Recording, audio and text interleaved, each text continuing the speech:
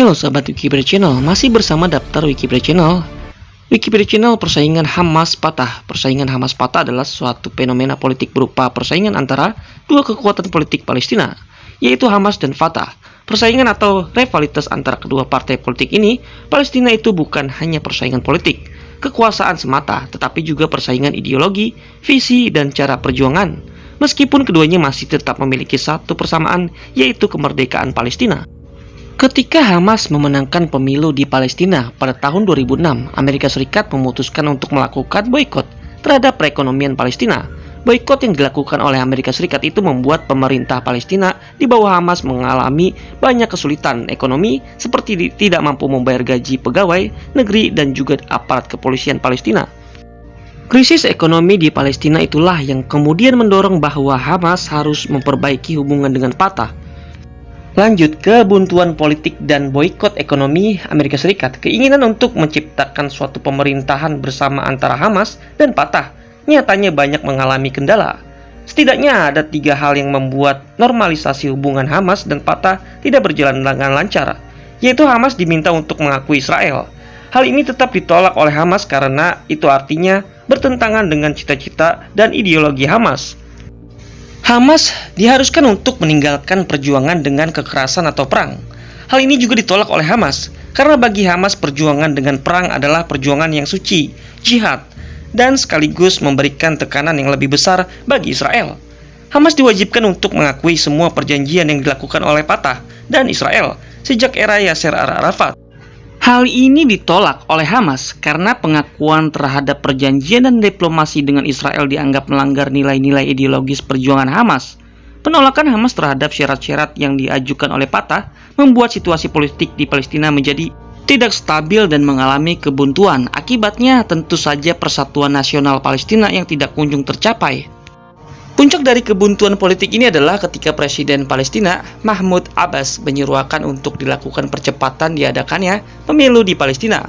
Menurut konstitusi Palestina, memang Presiden Palestina dapat mengambil keputusan untuk melakukan percepatan pelaksanaan pemilihan umum.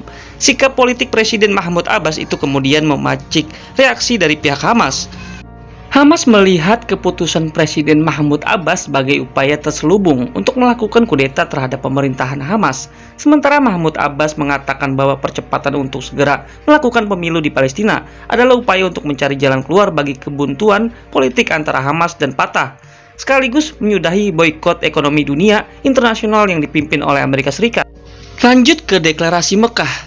Hamas tetap bersikeras menolak keputusan Mahmud Abbas untuk mempercepat pemilu di Palestina. Implikasi dari pertentangan itu adalah terjadinya bentrokan fisik antara simpatisan Hamas dengan simpatisan Fatah. Bentrokan itu kemudian meluas menjadi sebuah konflik atau perang sipil antara Hamas dengan Fatah. Berbagai upaya kemudian dilakukan untuk mendamaikan dua partai politik terbesar di Palestina itu. Salah satunya dilakukan oleh Arab Saudi. Arab Saudi memutuskan untuk mengintervensi konflik yang terjadi antara Hamas dengan Fatah agar Palestina segera memiliki pemerintahan nasional yang kuat. Pihak Arab Saudi kemudian memutuskan untuk menjadikan kota Mekah sebagai tempat diadakannya suatu pertemuan diplomatik antara Hamas dengan Fatah. Sementara Arab Saudi bertugas sebagai mediator. Pertemuan antara Hamas dan Fatah itu dihadiri oleh kedua belah pihak. Fatah mewakili oleh Presiden Mahmud Abbas. Sementara Hamas diwakili oleh salah satu pemimpinnya, yaitu Khalid Mishal. Inisiatif perdamaian yang digagas oleh Arab Saudi mulai menunjukkan efektivitasnya, diawali dengan suatu proses musyawarah yang menghasilkan suatu mufakat, yaitu berupa komitmen di antara Hamas dan Fatah untuk menghasilkan suatu konsepsi bersama ketika sepeluang dari Mekah telah membawa suatu keberhasilan diplomatik yang tertuang dalam butir-butir kesepakatan yang kemudian diberi nama Deklarasi Mekah pada Februari 2007. Butir-butir kesepakatan deklarasi Mekah itu antara lain, butir-butir kesepakatan deklarasi Mekah membentuk suatu pemerintahan koalisi atau pemerintahan persatuan nasional atas otoritas nasional Palestina yang dipimpin oleh Presiden Mahmud Abbas, Fatah, dan Perdana Menteri Ismail Haniyeh, Hamas, tenggat waktu selama 5 minggu untuk menyusun suatu kabinet yang mengikut sertakan seluruh kekuatan politik di Palestina. Pemerintahan koalisi Hamas dan Fatah harus mendapatkan persetujuan parlemen Palestina. Melalui deklarasi Mekah, Hamas dan Fatah menunjukkan komitmen nyata untuk mengakhiri konflik saudara, konflik sesama Palestina. Kompromi politik antara Hamas dan Fatah menjadi satu langkah awal demi terbentuknya suatu pemerintahan nasional yang bersatu. Beberapa keuntungan yang didapatkan Palestina setelah ditandatanganinya deklarasi Mekah adalah terciptanya rekonsiliasi politik Palestina, di mana pemerintahan Hamas dan yang ditolak oleh Amerika Serikat, Israel, dan Uni Eropa kini mendapatkan kawan, yaitu Fatah, membuka peluang perundingan dengan Israel. Hal ini berangkat dari usaha yang pernah dilakukan oleh negara-negara Arab seperti Mesir, Suriah, dan Yordania setelah perang dengan Israel pada 1967. Diharapkan dapat ini diikuti oleh kekuatan politik di Palestina, termasuk Hamas.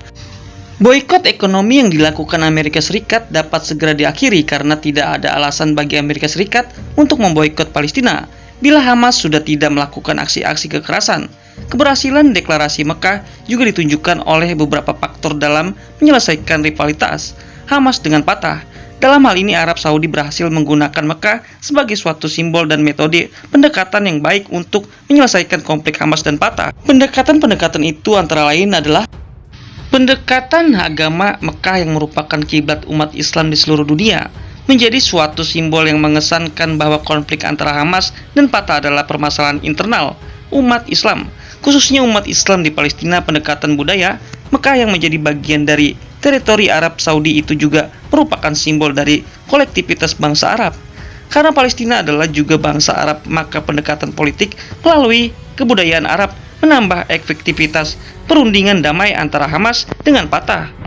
Deklarasi Mekah juga memberikan suatu perubahan bagi kondisi sosial politik di Palestina secara umum, yaitu Palestina mampu dan siap untuk mengelola suatu proses transisi dan konsolidasi demokrasi yang diawali dengan konsensus dari para elit politik. Palestina sendiri dalam hal ini adalah Hamas dan Fatah. Palestina siap menerapkan suatu nilai-nilai Islam yang moderat dalam perjuangan mereka menghadapi Israel. Palestina terhindar dari politik konservatif ataupun politik status quo yang berpotensi memunculkan kekuatan politik dominan yang mengancam nilai-nilai demokrasi. Lanjut, kembali panas setelah penandatanganan deklarasi Mekah antara Hamas dan Fatah pada Februari 2007, kondisi dan situasi politik Palestina sudah lebih kondusif dan stabil. Itu tidak berlangsung lama. Memasuki pertengahan 2007, Hamas dan Fatah kembali berkonflik. Kali ini permasalahannya menjadi lebih kompleks, yang implikasinya adalah wilayah Palestina terbagi atas dua otoritas kekuasaan, yaitu jalur Gaza menjadi daerah kekuasaan Hamas, sementara tepi barat menjadi daerah kekuasaan Fatah. Rivalitas Hamas dan Fatah semakin memuncak saat Presiden Mahmud Abbas melantik suatu kabinet darurat tanpa persetujuan Hamas sebagai fraksi terbesar di parlemen Palestina.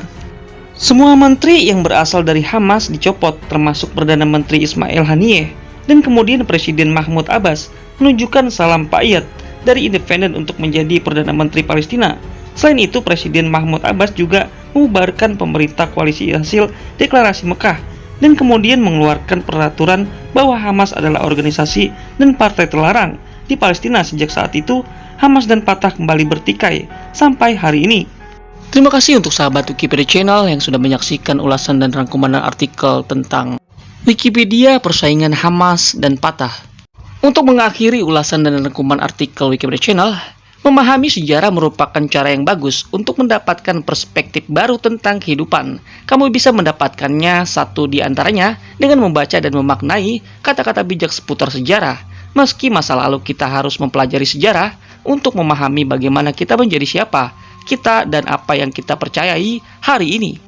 Seperti istilah jas merah yang diucapkan Presiden Soekarno, yang berarti jangan sesekali meninggalkan sejarah. Ya, meski sejarah merupakan masa lalu, keberadaannya yang membentuk kita saat ini. Kita bisa menggunakan sejarah sebagai bagian pengalaman dan pelajaran dalam hidup. Ada banyak kata-kata bijak seputar sejarah yang bisa kamu baca dan renungkan, karena selamanya sejarah akan menjadi bagian tak terpisahkan dari kehidupan kita. Sejarah bukanlah beban ingatan melainkan penerangan jiwa.